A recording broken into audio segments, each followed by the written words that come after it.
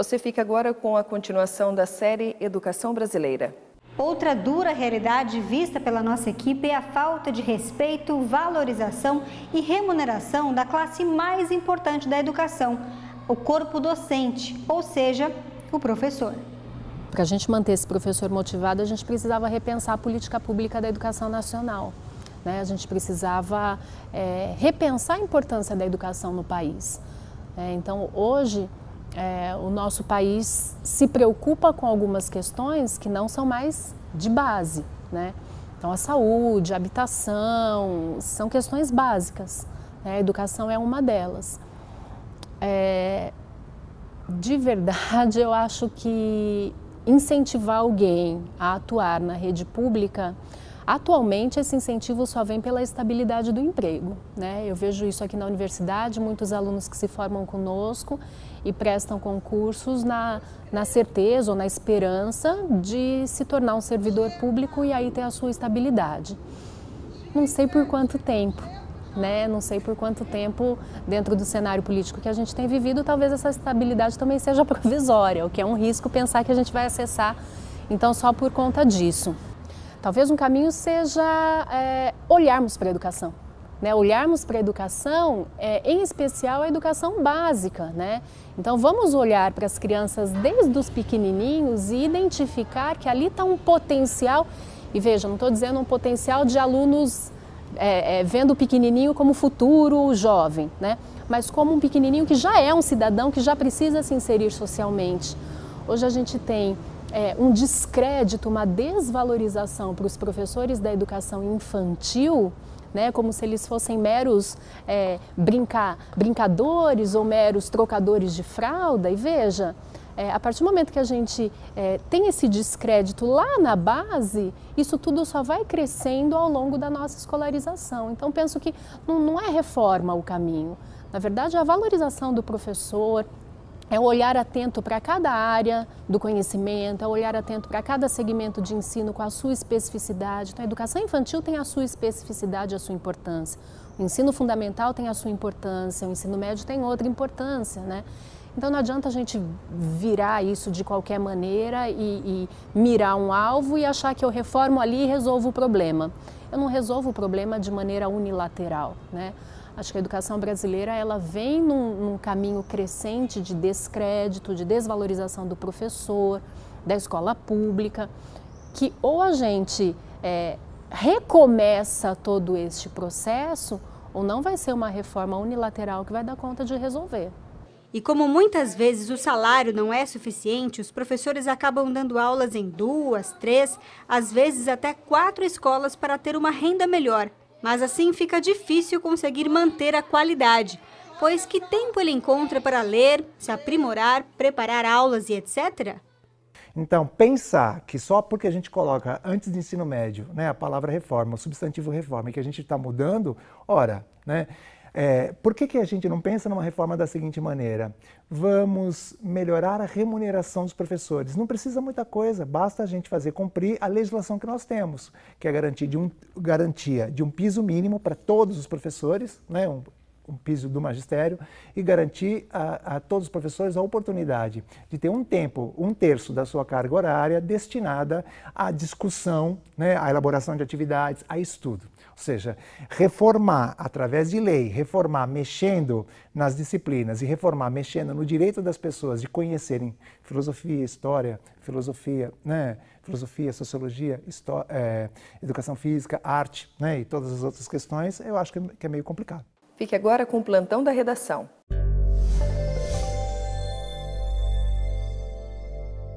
O prefeito de São José dos Campos, Felício Ramute, teve habilitação suspensa após acumular 29 pontos por infrações de trânsito. Entre elas, o excesso de velocidade e estacionamento irregular. As multas foram aplicadas entre fevereiro e agosto do ano passado. O prefeito alega que, na época, o veículo era dirigido por motorista. O Tribunal Regional Eleitoral de São Paulo cassou nesta terça-feira o prefeito e vice-prefeito em Lagoinha por abuso de poder econômico. Cláudio Henrique da Silva e Francisco Diogo de Carvalho negam acusações e continuam no cargo enquanto recorrem da decisão. Segue o repórter setorial.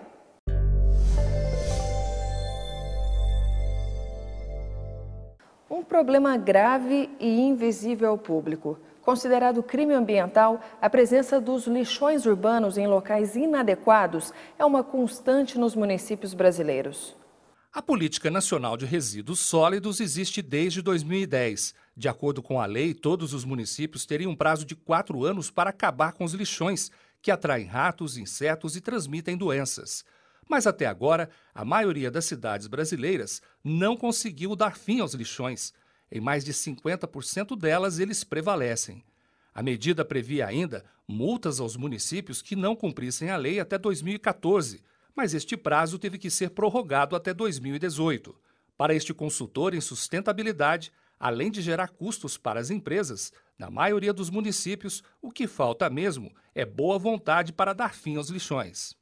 Em grande medida porque as empresas procrastinaram, porque isso vai representar um custo para elas, né, na medida que elas vão ter que mexer com processos, e as prefeituras procrastinaram, porque muitas delas não estão preocupadas com lixo.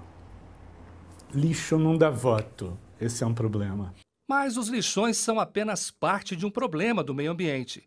Um relatório divulgado no Rio de Janeiro revela que o nível do mar pode subir 30 centímetros nos próximos 30 anos por causa do aquecimento global. Fortes chuvas, inundações, erosão, esses seriam alguns dos impactos ambientais causados pelo aquecimento do planeta. Os municípios brasileiros, situados na costa do país, estão mais expostos a esses eventos. A conclusão é do relatório especial Impacto, Vulnerabilidade e Adaptação das Cidades Costeiras Brasileiras às Mudanças Climáticas. Segundo o relatório, cerca de 60% da população vive nessas localidades. As cidades mais vulneráveis a esses impactos ambientais são Rio de Janeiro, Santos, Recife, Fortaleza, Salvador e a região do Vale do Itajaí, no sul do país. Para as cidades portuárias que dependem muitas vezes dos seus portos para a economia, cidades turísticas, infraestrutura como um todo e também perdas naturais associadas a essa questão de água potável, porque quando sobe também o mar, você tem uma salinização, ou seja, a gente tem perdas aí muito severas, o que nos leva realmente a demandar uma atenção maior para essa área costeira brasileira. A unidade móvel odontológica volta a ofertar serviços para a população de Caçapava. Locais que apresentam maior dificuldade de acesso aos serviços de saúde têm prioridade no atendimento. Exatamente. Nós estamos aqui no Lar Vicentina de Caçapava. Quem fala conosco é a dentista Alexandra Yamamura. Olá, Alexandra. Olá. Qual a proposta dessa unidade? A proposta dessa unidade é atender os pacientes que têm dificuldade de se locomover até o posto de saúde e também a população da zona rural que não tem postos na proximidade. E como que vai funcionar o cronograma? O cronograma é de acordo com a necessidade dos pacientes. Agora nós estamos fazendo um trabalho nos asilos, assim que a gente terminar de atender todos os idosos que necessitam, a gente vai fazer atendimento nas escolas e assim conforme a necessidade da população. É a primeira vez que o asilo oferece um atendimento odontológico? Desta maneira de unidade móvel, sim. O atendimento já existia, mas dentro das unidades de atendimento convencionais. E quantas pessoas já fizeram algum tipo de tratamento aqui com vocês? Desde o início do funcionamento dessa unidade móvel já foram atendidos 100 pessoas. Quais os serviços oferecidos? Nós oferecemos serviços preventivos e curativos, como restaurações, pequenas cirurgias, limpezas, aplicação de flúor. E o que é necessário para ser atendido aqui na unidade? Os documentos, os mesmos necessários para ser atendido dentro do sistema, né, que é o RG, comprovante de residência e o cartão do SUS. Muito obrigada, Alexandra. A unidade permanece aqui no asilo por mais 2 semanas. Segue o repórter setorial. O que acontece fora da nossa região também é destaque aqui, no Giro News. Ok, vamos às notícias. Para estimular os estoques dos hemocentros, um projeto propõe que doadores de sangue e medula óssea tenham redução de 50% em taxas de inscrição em concursos públicos de todo o país. O projeto segue em análise para a Comissão e Constituição de Justiça. Acordo entre Sebrae e Apex Brasil diminui burocracia para exportação de produtos das micros e pequenas empresas brasileiras. O termo de cooperação técnica também prevê capacitação para esses empresários. O acordo vale por 2 anos. Nosso papel agora juntos é remover este entulho burocrático que impede o livre trânsito de mercadorias para que a gente possa ter mercadorias e serviços, para que a gente possa ter um tratado de livre comércio de pequenas empresas entre países. Sessão da Comissão de Assuntos Econômicos do Senado aprovou nesta terça-feira o relatório sobre proposta de reforma das leis trabalhistas. O relatório foi aprovado com 14 votos favoráveis e 11 contrários. Com a aprovação, o texto segue para análise das comissões de assuntos sociais e de Constituição e Justiça do Senado antes de ir à votação em plenário. Já já eu volto com outras notícias aqui da nossa região. A agropecuária brasileira é destaque no rendimento. Os detalhes você confere no próximo bloco.